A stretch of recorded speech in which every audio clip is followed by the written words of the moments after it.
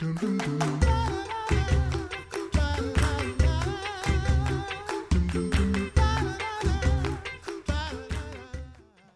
listening to the Coffee Hour. I'm Andy Bates. I'm Sarah Golseth. We are celebrating teachers during Teacher Appreciation Week and doing so with great conversations with students from Lutheran high schools right here in the St. Louis area. Students from Lutheran High School North now joining us. We have Jasmine and Taylor joining us today. They're both seniors at Lutheran High School North. Jasmine, thanks for being our guest today on the Coffee Hour. No problem. And Taylor, thanks so much for joining us right here on the Coffee Hour. No problem. Well, let's dig into what senior year has been like for you. What are some of the highlights for you, apart from having a pandemic, a world pandemic, and in the near the end of your senior year? What are some of the things that have been real highlights for you this year, Taylor? Just like being involved in FCA at my school, Fellowship of Christian Athletes. That was a really big thing. We kind of got it rolling until like the pandemic hit. But other than that, like just being able to be around my classmates and like getting to know my teachers more and just like relishing in like what senior year was. Jasmine, what are some of the highlights from your senior year? Some of my highlights are it's getting accepted into my number one college. I can say that because I was stressed out. And also having my counselors help me a lot as far as scholarships and getting enough money to go. And so you got into the college you were hoping to get into? Yes. Congratulations. That's exciting. Yeah, we'll talk more about that in just a little bit. So you had some highlights, certainly missed out on some things, or things didn't go certainly the way that you were probably anticipating with all the changes right at the end of the year. How did that abrupt transition go for you? I know for many students it was right around the time of spring break. How did that transition go from regular classroom face-to-face classes switching to online learning? How did that go for you, Jasmine? It was honestly, it's not a challenge because like the teachers know what they're doing and they're making it easier for us so they don't give us as much work. But I would say it's hard taking tests. Like we still have tests to take, but they break it up so we don't have the whole test in one day. We have a couple problems as far as like I'm in calculus, AB calculus, so we have a couple problems each class period, and we'll turn that in, and then it all he puts it all together as one big test. So I'll say they have made it easier for us, but it's kind of hard though getting up for 4 hours and then it's just I'll be feeling like it's no point, but I have to do it because it still counts as a grade. But it's been okay. I honestly like it better than actually going to class, but it's harder to understand the criteria and everything that we're learning. So being at a computer for 4 hours is a bit challenging, huh? Yes. Taylor, how about you? How did that big transition go for you, going from regular face-to-face classes, switching to online learning rather quickly? I think it was kind of weird because we had spring break like right before we switched to online classes. So I was still in like the spring break, oh, I don't have school right now mindset, and then like having to still stay home and go to school was kind of weird to me. But like my classes have been pretty easy. It's just like Jasmine said, like doing math and stuff, and like some of the concepts are pretty weird to just learn online. Like I'm more of like an in-person type learner and like seeing people write on the board and stuff, but like now it's kind of just like, oh, okay, I just have to listen to you talk.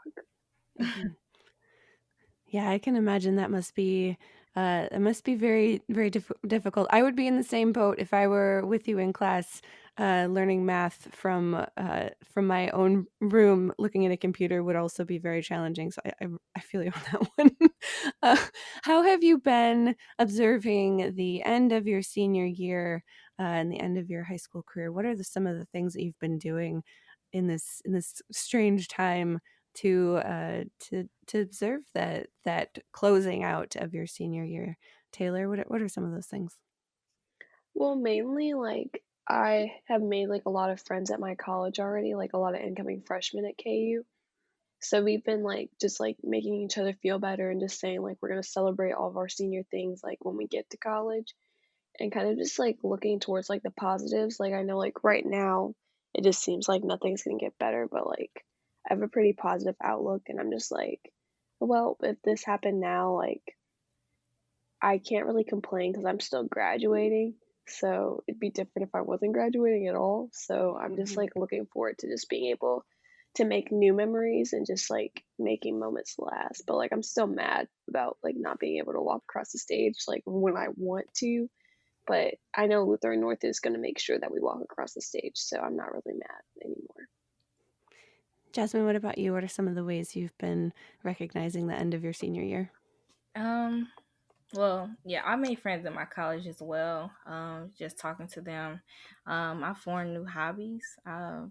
Learned how to sew since everything started. So, and yeah, I'm just embracing that I'm still able to finish the year off, and we don't have to do additional things. Like we're still able to finish on time. Um, as far as graduation, I really was a kid. Okay, walking the stage, yeah, but I was more focused on prom because I already had started spending money on a dress. I was like, OMG. So it was kind of hard. I was just like, oh, money down the drain. But yeah. So missing out on prom was a disappointment, but you picked up a new skill. I'm impressed. You said you started learning to sew. So what have you been sewing? Well, I've been sewing face masks and selling face masks. So that's what I've been doing most of the time. That's awesome. Good for you. Good for Yeah. you. And I also Making picked, oh, you can go ahead. No, go ahead. Oh, and I'm starting a business, like a online boutique. I'm starting that with my mom. So we've been focusing on it as well. That's awesome. So is it an online boutique for masks? No, it's just an online Oh, boutique okay. in general, but we're gonna sell Gotcha. masks on there as well. Gotcha. That's Gotcha. so cool. How would you say that Lutheran High School North has prepared you for the next chapter? Both of you are preparing to go to college after Lutheran High School North. What are the ways that Lutheran High School North has prepared you for that next chapter? Taylor? Just like the college courses that I'm in, like I'm going to college with like 19 college credits. Like most seniors don't go to college with that many college credits. So just like knowing I have those out of the way, which means like North is like saving me money for college. Like I don't have to pay for those classes. And just like the work ethic that they teach you at North is just like just to do your work, and then like if you're actually having trouble, that if you go and talk to the teacher, like they'll understand and like they're there to help you, not to have you fail. So just like that, and just like knowing that teachers really do care, and they've like just prepared me for how to like deal with teachers who aren't necessarily giving me the grades that I want, and how to deal with teachers that are really there to help me. Jasmine, how has Lutheran High School North prepared you for the next chapter? I've taken honors and college courses all my years of being at Lutheran North, so I got a head start. I could say the teachers, make themselves available when we need help, so they're available 24/7. The counselors, they make sure that you're on top of everything as far as college. They will bug you every day. Jasmine, you got this. Jasmine, you got that. Jasmine, got this. So I like that as well. I can say, yeah, I'm going into college with already having college credits, so that's a good thing. I'll be ahead.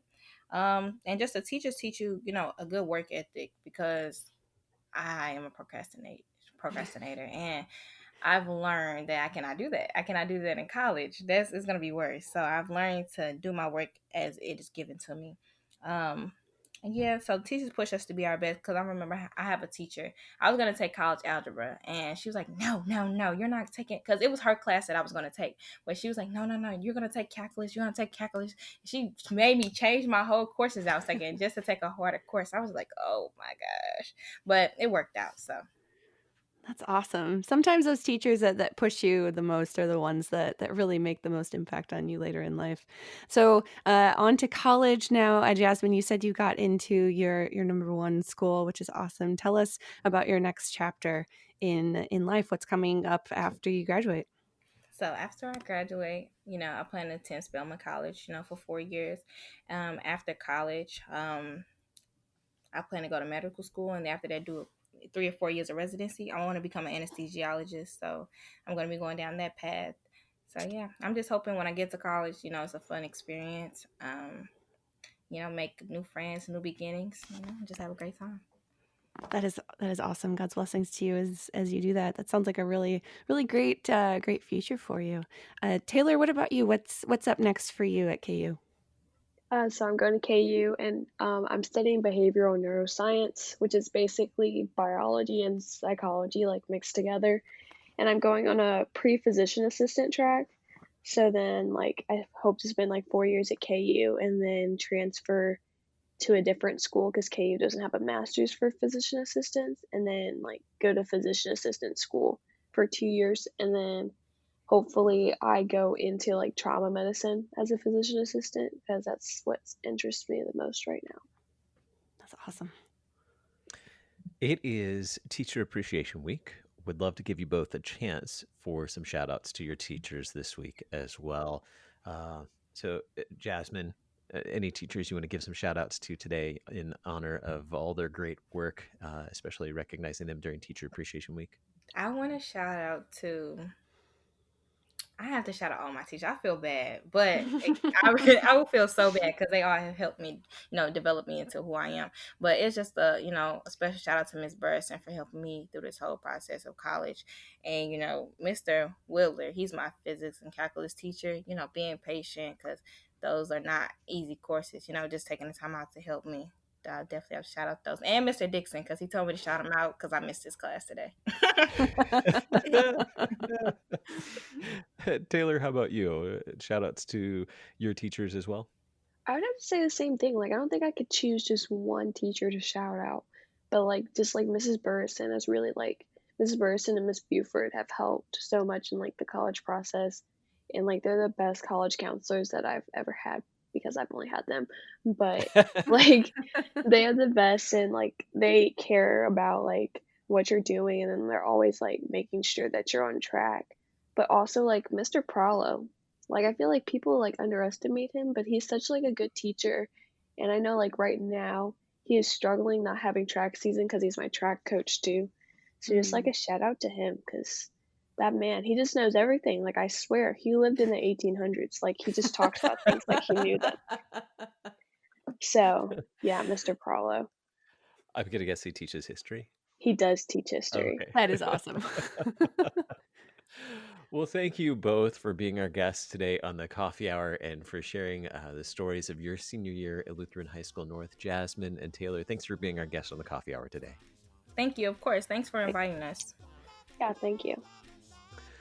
You've been listening to the Coffee Hour, and a salute to all of the teachers who are doing a fantastic job, who have made that transition to learning in new ways over the last few weeks, over the last 2 months, really. Thank you, and for all the great work you're doing, teachers. I'm Andy Bates. I'm Sarah Golseth.